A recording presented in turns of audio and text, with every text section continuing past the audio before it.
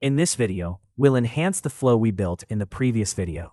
We'll add an image and quick replies to make the flow more interactive. On Flow menu, find your previously created flow. Click Edit to open the draft version. Now you are back inside the Flow Builder. Step 1. Add an image block. Click on the Instagram message node. This opens the settings panel. Click Add an Instagram block and select Image block. Upload a relevant image. Your message now includes both text and an image. Step 2. Add quick replies. Now let's allow the user to choose what to do next. Click Add an Instagram block and select Quick Reply block. First, write a message that explains what the user should choose. For example, which piano course would you like to start with? Now click Add a quick reply. Enter the first option. For example, free piano course.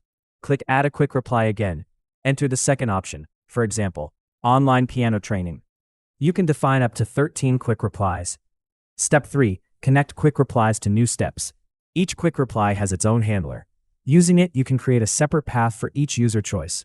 For example, you can select an Instagram node to send different messages depending on which option the user chooses. Repeat the same process for your second quick reply to connect it to its own path. Step 4. Publish the updated flow. After making changes, click Publish Draft. Your updated flow is now active.